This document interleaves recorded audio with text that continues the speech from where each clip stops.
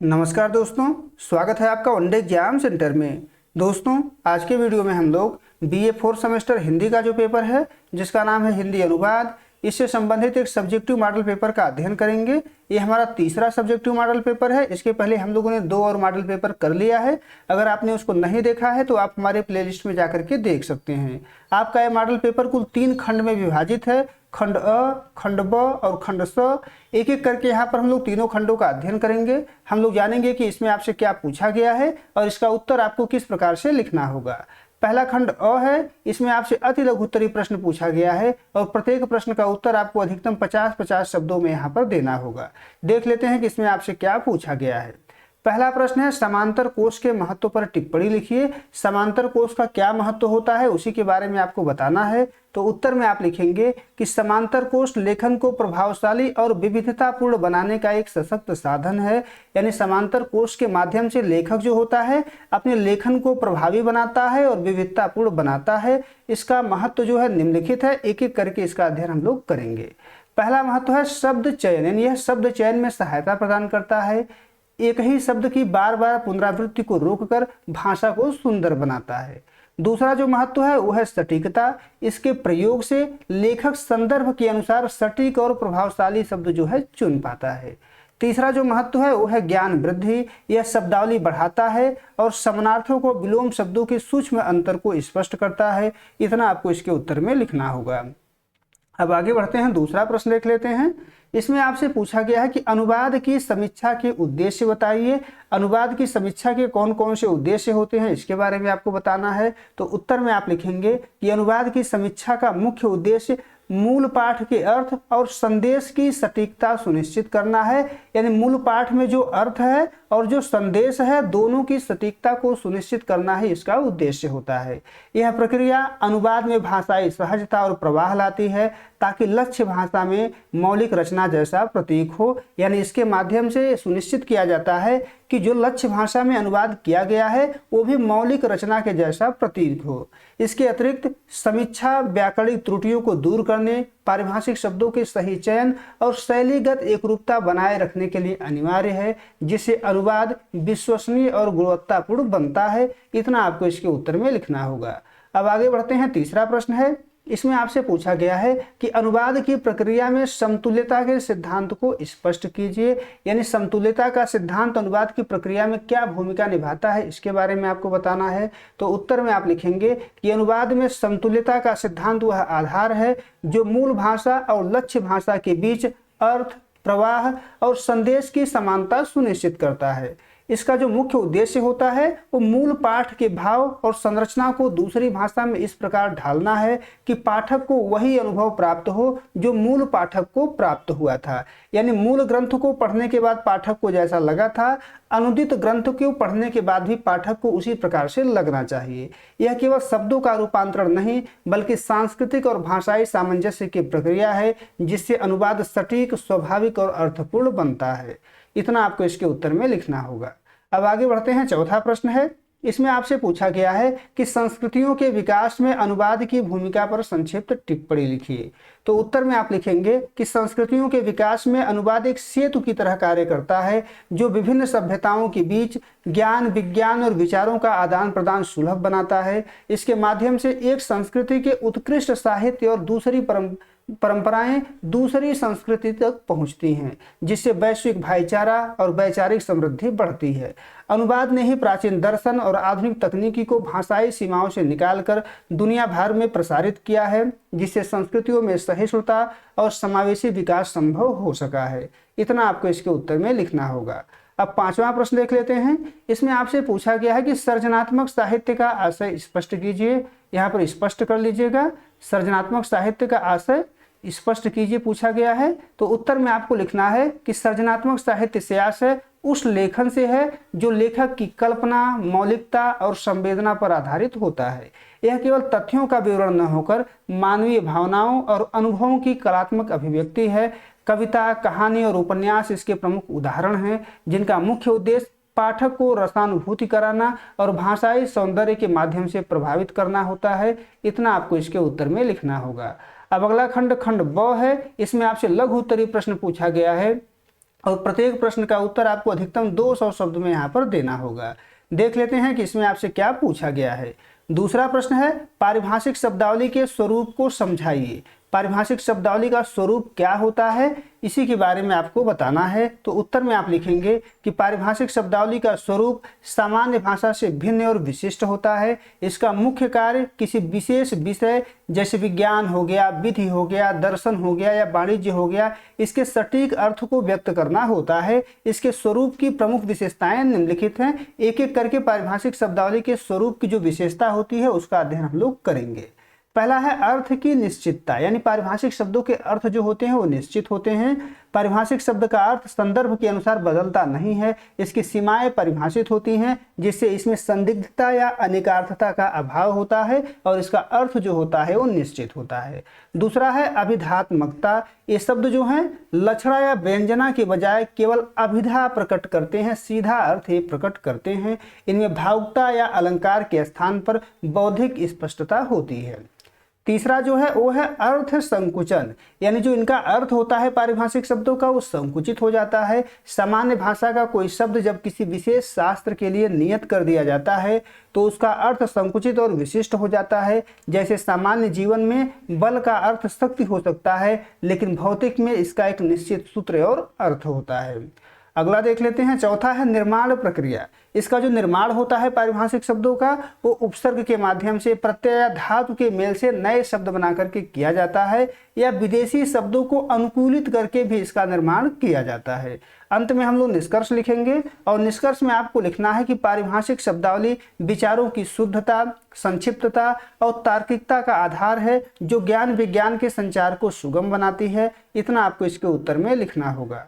तीसरा प्रश्न है, अनुवाद और भाषा की आवश्यकता पर टिप्पणी लिखिए। तो उत्तर में आप लिखेंगे कि भाषा और अनुवाद एक दूसरे के पूरक हैं, जो मानवीय संचार और सभ्यता के विकास के लिए अनिवार्य हैं। भाषा विचारों की अभिव्यक्ति का माध्यम है, वहीं अनुवाद उन विचारों को भाषाई सीमाओं से पार ले जाने का सेतु है।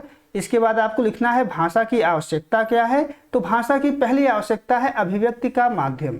भाषा जो है अभिव्यक्ति का माध्यम है। भाषा मनुष्यों के विचारों, भाव और अनुभवों को व्यक्त करने का प्राथमिक साधन है। इसके बिना अमूर्त सोच को स्वरूप देना कठिन होता है, अमूर्त सोच को मूर्त रूप में लाना कठिन हो जाएगा। दूसरा जो है वो है संस्कृति का संरक्षण।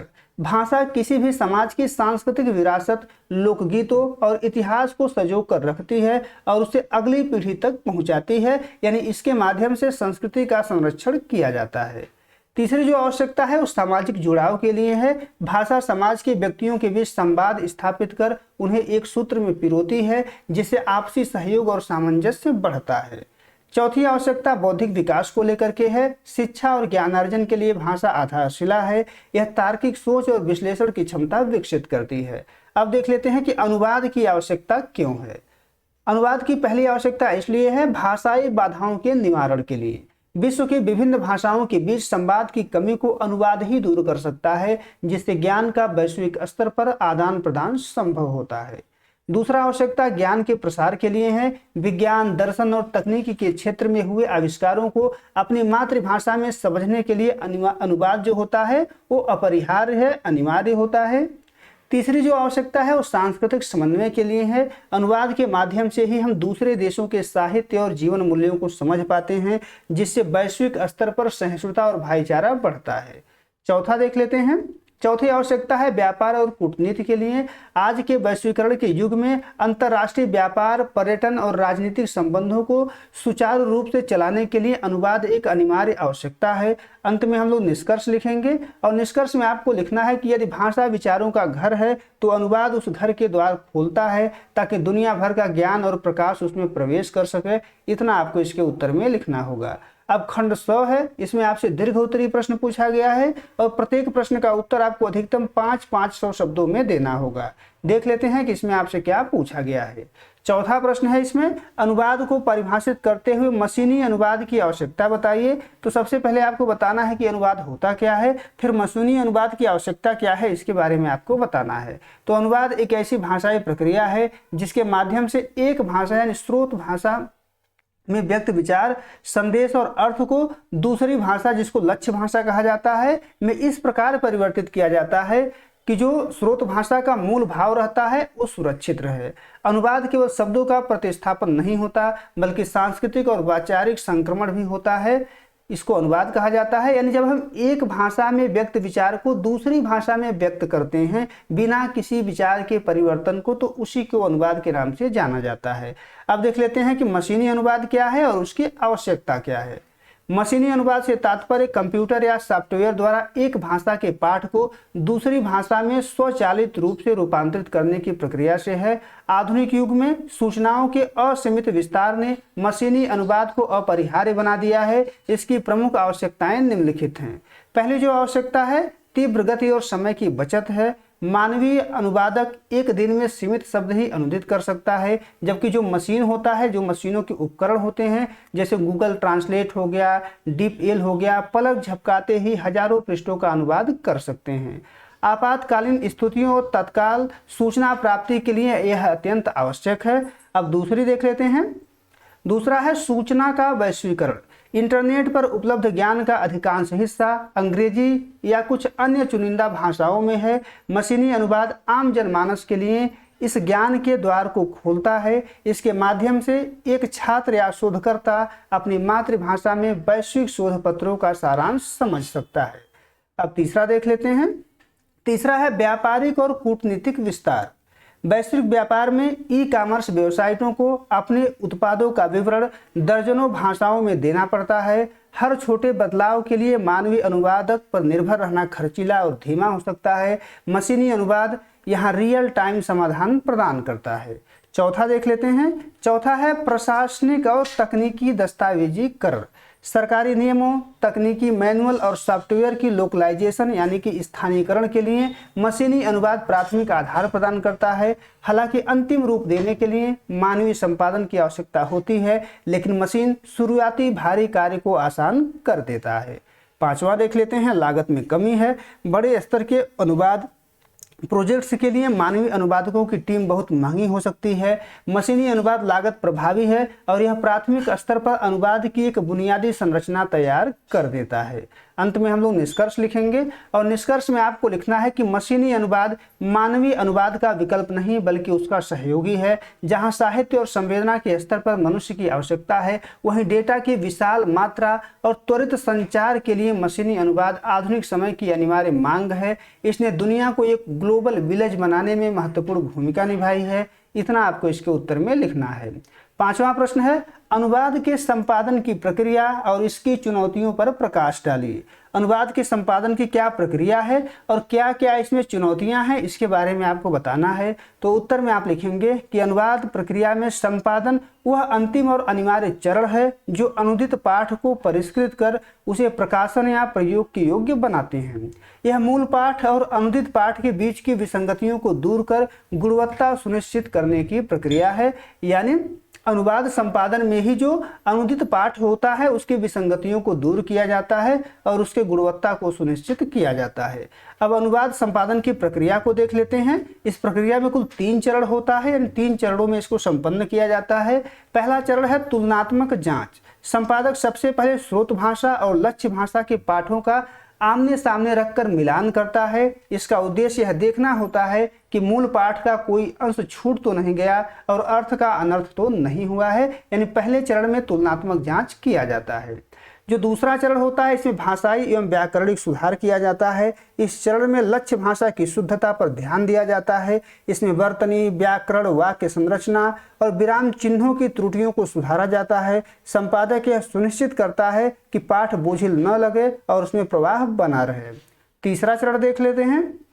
तीसरे चरण में तथ्यात्मक एवं पारिभाषिक शुद्धता पर ध्यान दिया जाता है। विशेषकर तकनीकी, विधिक या वैज्ञानिक अनुवादों में यह सुनिश्चित किया जाता है कि पारिभाषिक शब्दों का प्रयोग सटीक और सुसंगत है। यदि एक ही शब्द के लिए पूरे पाठ में अलग अलग अनुवाद किए गए हों तो उन्हें एक समान किया जाता है। अब संपादन की चुनौतियों के बारे में देख लेते हैं कि कौन कौन सी चुनौतियां हैं। पहली जो चुनौती है वो है मूल संवेदना का संरक्षण। सबसे बड़ी चुनौती यह होती है कि अनुवाद को सुधारते समय मूल लेखक की शैली और संवेदना नष्ट न हो जाए। संपादक को अपनी पसंद थोपने के बजाय लेखक के दृष्टिकोण को प्रधानता देनी पड़ती है। दूसरी चुनौती देख लेते हैं। दूसरी चुनौती है सांस्कृतिक विषमता। कई बार मूल भाषा के मुहावरे या सांस्कृतिक संदर्भ लक्ष्य भाषा में पूरी तरह बदल जाते हैं। ऐसी स्थिति में उनका सटीक और स्वाभाविक विकल्प खोजना कठिन होता है। तीसरी जो चुनौती है वो है अति संपादन का जोखिम। कई बार संपादक अनुवादक की स्वाभाविक शैली को बदलकर उसे अपनी भाषा देने की कोशिश करता है, जिससे पाठ की मौलिकता प्रभावित हो सकती है। चौथी जो चुनौती है वो है समय और संसाधन की कमी। अक्सर अनुवाद कार्यों में समय सीमा बहुत कम होती है, जिससे गहन संपादन प्रभावित होता है। तकनीकी विषयों में संपादक को उस विषय का गहन ज्ञान न होने पर अर्थ की त्रुटि होने की संभावना बनी रहती है। अंत में हम लोग निष्कर्ष लिखेंगे और निष्कर्ष में आपको लिखना है कि संपादन केवल त्रुटि सुधार नहीं बल्कि अनुवाद को सृजन में बदलने की कला है। एक कुशल संपादक अनुवादक की कमियों को ढकता है और पाठ को पाठकों के लिए सहज व विश्वसनीय बनाता है। इतना आपको इसके उत्तर में लिखना होगा। उम्मीद है दोस्तों आपको ये वीडियो पसंद आया होगा। अगर वीडियो अच्छी लगी तो हमारे चैनल को सब्सक्राइब कर लीजिए, वीडियो को लाइक और शेयर कर दीजिए। बहुत बहुत धन्यवाद।